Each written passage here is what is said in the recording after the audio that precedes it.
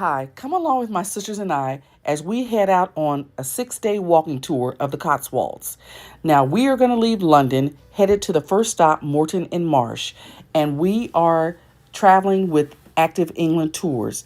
Now, before we catch the train, we are going to get a bite to eat. We left kind of early that morning, excited about the days to come. This is the train we're going to ride. And it does have storage for our luggage. It took us a few minutes to figure that out. We did have a few questions exactly what to do next. And this is where we're gonna head to. This is the van that we rode in with Andy throughout the trip. Sit and talk about what we're going to do, how much you want to do. Okay. Oh. I usually drive automatics.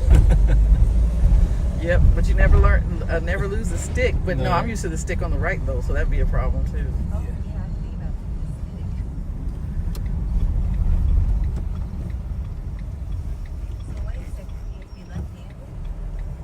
You change gear with your left hand, yeah.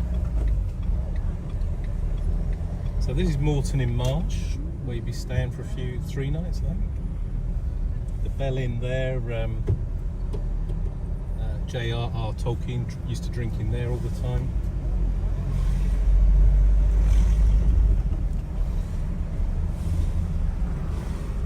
You know, I'm surprised. I didn't realize that Oxford is closer to the west part of London than I thought.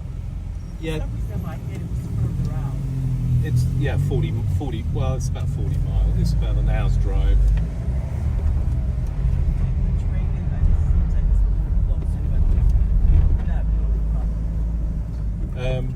Yeah, it's about 45 minutes on the train, I think. It's the amount of time it takes to get from Oxford to Morton's the slow bit. So they've been digging up the road outside your hotel. Yeah, I said it was at least 400 yards. Our first stop was the Manor House Hotel, which is where we were going to be staying the first 2 or 3 nights. It's located in central Moreton in the Marsh. It's on High Street, 34 rooms. This manor house used to be a coaching inn, and it is so beautiful. In the back, there are gardens and beautifully walled gardens. There's a library. I used to go in the garden each morning and just sit and read. And so we stopped there long enough to use the bathroom and drop off our luggage. I'll do a later video of the manor because it's beautiful. It has arched doorways. Now, the doorways are pretty short. I have a picture where you can see I'm really taller actually than the doorway. So I had to kind of lean down a little bit to go into some of the rooms. We had breakfast there each morning. That was included as a part of the package. And this is a room that I stayed in. I just wanted you to see how beautiful the rooms are. The bathroom, there is a stairway that leads out to a balcony, and you can see over the city. It's so picturesque. If you love England and Europe, it's a very European feel. The old historical buildings, and you could just see out over the village, and it was so beautiful to get up and walk out there some mornings. Our day started between 9 and 10 each morning. Andy would pick us up at the hotel. He would provide walking sticks, water, and snacks for our trip each day.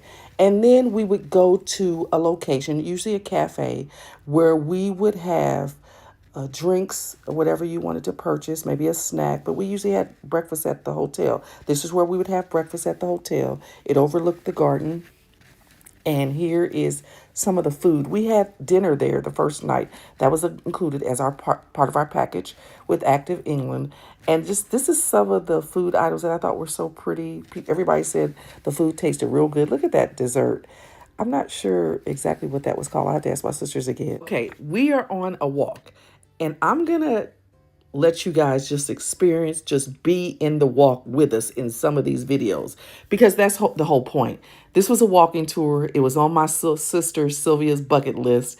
We signed up. And at first, after the first day, I was kind of like, I'm not real sure, how this is going to go because I walk 2 to 3 miles usually most days. I do some sort of physical activity, not briskly, though. I need everybody to understand, not briskly. So, look, you don't see any cities. We are in the middle of nowhere, it seems. And each pathway, we're headed to somewhere. And I sometimes was thinking, I was like, what is Andy doing? And it was so funny because one time this hiker that met us on one of the pathways, everybody would always think it was interesting that it was five sisters traveling together, walking together. And one of them made a joke and he was like, okay, now what are y'all doing? And we're saying, we're on a walking tour. We're from America. And he is our guide. And they were like, so you're following him? And he's like, do you even know? How are you sure he even knows where he's going? It was just kind of a humorous experience along the trail. Along the trail, we would see different flowers, plants, animals, and Andy would often stop to show us, to talk to us about things native to that part of the country. I have two sisters that are really interested in gardening, Amy and Sylvia. And so a lot of times he would show us different things native to active England. So even though we were walking steadily, we would often stop, of course, drink some water because we had water, and just take in the scenery around us. It was so cool. Look at, we're in this particular part of the path, and the path would change. Sometimes we're out in a pasture. Sometimes you'll see later we're in a sheep pasture. We would often see sheep and swans and ducks, ladybugs. We saw everything. And it was just so peaceful. It was just a way to disconnect from the world, but be with your sisters, be learning. So I really encourage people to do this experience if you can. Now, these gates, I want to show you those gates. Here are different types of gates. Some of the gates are called kissing gates, and we talked about that a little bit. And you can kind of tell a kissing gate the way it's constructed, it usually in a U or V. There are also things like stiles where we would climb over a stile to get to the next part of the path. And one rule you had to follow is to close all gates. The reason for this is to make sure the sheep and the livestock don't get out. Now, the sheep in Cotswolds, they're known as large frame sheep. They have long wool, and often they have black hooves. They also have black spots on their ears, and they're considered to be slow growers. Now, our guide was telling us about the sheep industry in the Cotswolds. Of course, it's not what it used to be. We talked about when we had traveled to Ireland. That's a style, and we had seen the sheep there, and he kind of compared the two different industries. But it was a large part of our trip, our walking the different paths, is we would see lots and lots of sheep. Come along with us as we continue on our walk along the path of the Cotswolds.